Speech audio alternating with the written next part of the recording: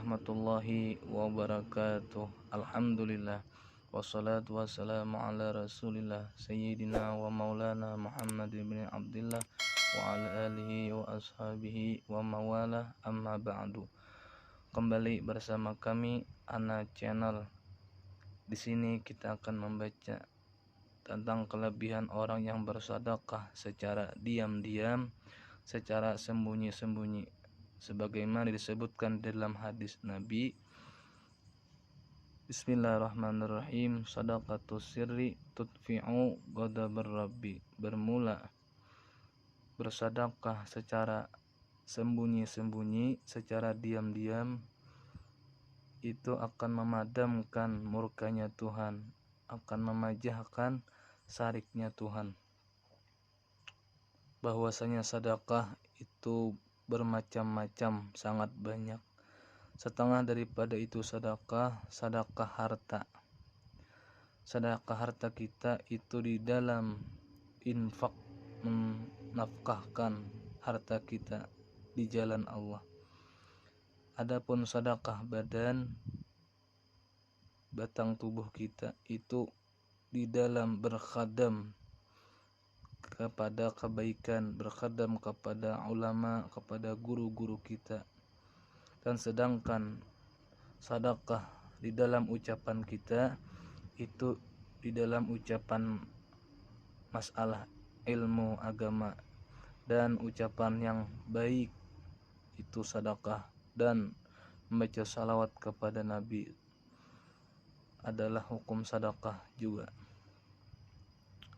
Sedekah wajib yang afdalnya terang-terangan, dan sedekah sunat yang afdalnya sembunyi, selama dia tiada menjadi ikutan, seperti orang tua atau ulama atau tuan guru atau umara, pemimpin, karena pahalanya 70 ganda dari orang yang ketujuh senang yang terang-terangan.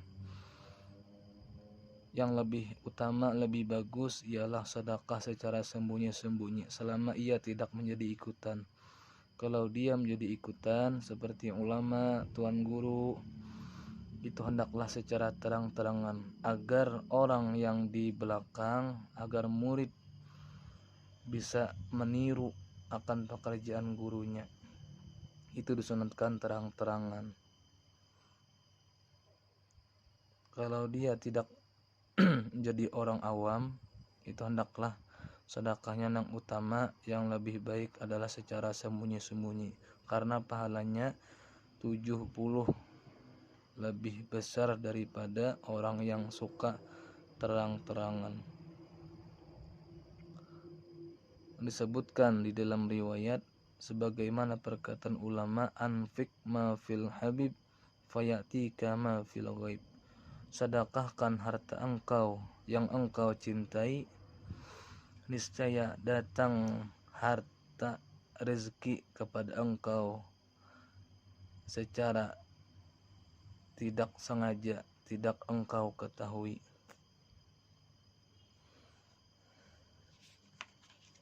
Jadi kita dianjurkan untuk senantiasa selalu bersedekah secara sembunyi-sembunyi, selama kita menjadi tidak ikutan. Dan di dalam perkataan ulama disebutkan akan fadilah sedekah menurut huruf-hurufnya. Huruf yang pertama adalah shad, yang artinya as-saunu anil bala, terpelihara daripada balanya Allah di dunia wal akhirah, dan di akhirat. Karena disebutkan di dalam hadis Nabi, inna sadaqata latasuddu sab'ina baban min su'in wa fi riwayatin min syarrin. Bahwasanya kata Nabi, bermula sedekah itu sungguh menutup daripada 70 pintu daripada kejahatan. Jadi selama kita bersedekah, Allah jauhkan kita daripada balanya Allah.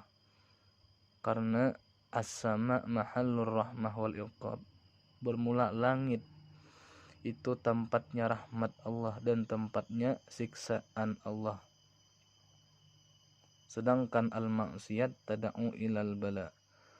Sedangkan perbuatan dosa itu mengundang daripada balanya Allah. Kalau kita dianjurkan untuk bersedekah, as-sedekah taruddul bala.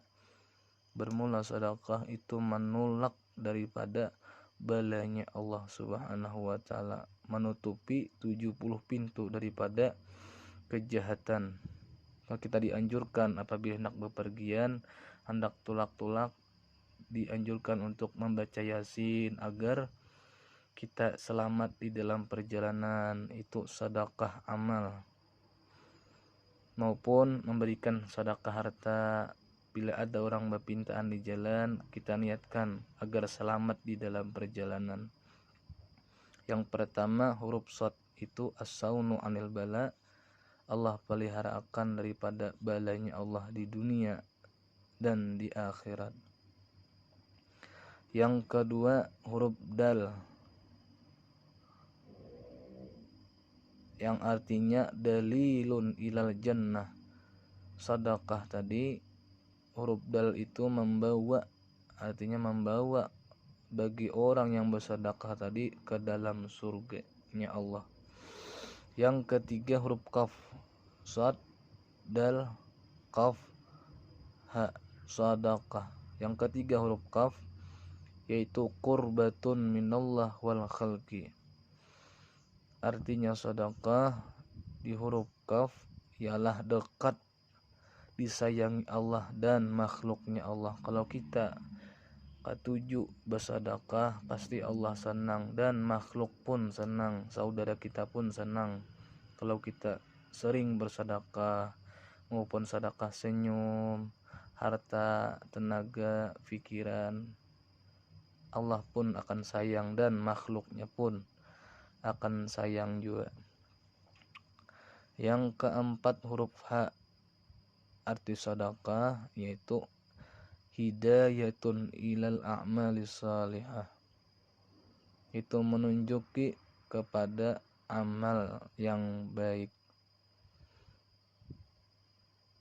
Disebutkan di dalam hadis Nabi, as-sakhiyyu qaribum minallah, qaribum minan nas, qaribum minal jannah, ba'idun minan nar. Di dalam hadis Nabi disebutkan orang yang pemurah itu dekat dengan Allah dan dekat dengan manusia karena pemurahnya, dan dekat dengan surga. Ba'idun minan nar, dan jauh daripada api neraka. Kita dianjurkan apabila berbuat dosa, tagawi maksiat, itu dianjurkan untuk bersedekah. Mengapa? Karena maksiat itu mengundang daripada balanya Allah. Sedangkan sedekah itu menutupi, menolak daripada balanya Allah. Luqmanul Hakim berkata kepada anaknya, wahai anakku,